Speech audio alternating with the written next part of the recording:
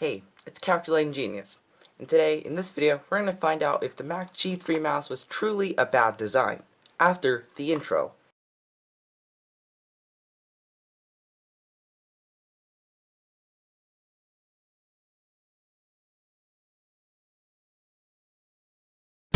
This mouse was commonly sold under the Mac G3, the one with the CRT, and whatever color of Mac you got the same color mouse. Now, from the moment this thing was even launched, people were complaining about the way it's shaped, the way you can use it, and also how short the cord was. People were throwing jokes at it, and most commonly referring to it as the hockey puck mouse, because it looks like a hockey puck. And besides, Apple never really gave an official name to this mouse, unlike every other mouse after that. This might not have been so bad if Apple hadn't realized a problem with it during testing.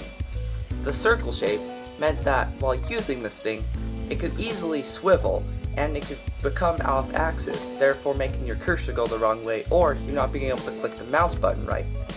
So, this got so bad that third-party manufacturers started actually making accessories to make the Apple G3 mouse look like a normal mouse.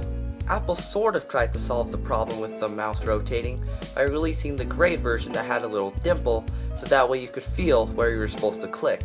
But honestly, it didn't really help because all the other colors still were left with no dimple.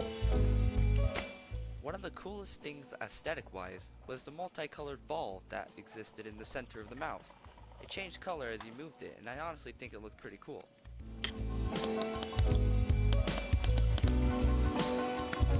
One of the only other issues with the hockey puck design was that there's no obvious leverage point for you on the mouse to click.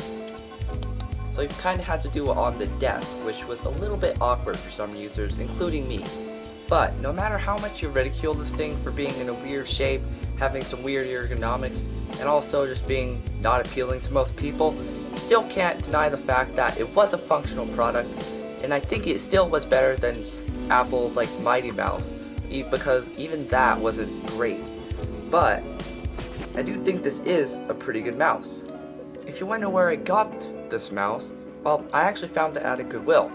It was for $1.49, and it was sitting there, and I needed a new mouse. I wasn't looking for this specifically, by the way, but I decided to pick it up because I do think it's still pretty cool, even if it does only have one click button, and it barely works at ergonomics.